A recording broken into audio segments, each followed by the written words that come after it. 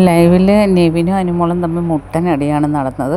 അനുമോൾ ഉറങ്ങുമല്ലായിരുന്നു, വെറുതെ ബെഡിൽ കിടക്കുമായിരുന്നു. അപ്പം നെവിൻ ഒരു മഗ് വെള്ളം എടുത്തുകൊണ്ട് വന്ന് മുഖത്ത് തളിച്ച്. അപ്പോൾ അനുമോൾക്ക് അത് ദേഷ്യം വന്നു. അനുമോൾ കുറേ ചൂടാവുകയൊക്കെ ചെയ്ത് പിടിച്ച് തള്ളുകയൊക്കെ ചെയ്തിട്ട് ഒരു ചെറിയ മഗ് വെള്ളം എടുത്ത് മേത്തോട്ട് ഒഴിച്ച്. നെവിൻ അത് ഭയങ്കരമായിട്ടും ദേഷ്യപ്പെട്ട് ഒരു ചരുവം വെള്ളം കിച്ചണിൽ നിന്ന് ചായ വെക്കുന്ന ചരുവത്തിൽ എടുത്തുകൊണ്ട് വന്ന് ബെഡ് മൊത്തം അങ്ങ് ഒഴിച്ച്. ഇനി അനുമോൾക്ക് ആ ബെഡിൽ കിടക്കാൻ പറ്റത്തില്ല, ആ രീതിയിലാക്കി. അപ്പം ഷാനവാസൊക്കെ പറയുന്നുണ്ട് ഇത് വളരെ മോശമായിപ്പോയി നെവിൻ ചെയ്തത്. കാരണം ഉറങ്ങുന്ന ഒരാളെ ഒരു ക്യാപ്റ്റൻ എന്ന നിലയിൽ വെള്ളം തളിച്ച് ഉണർത്താം. ഇത് ഉണർന്നുകൊണ്ടിരിക്കുന്ന ഒരാൾ, വർത്തമാനം പറഞ്ഞുകൊണ്ടിരിക്കുന്ന ആളോട് ചെയ്തത് വളരെ മോശമായിപ്പോയെന്ന് എല്ലാവരും പറയുന്നുണ്ട്.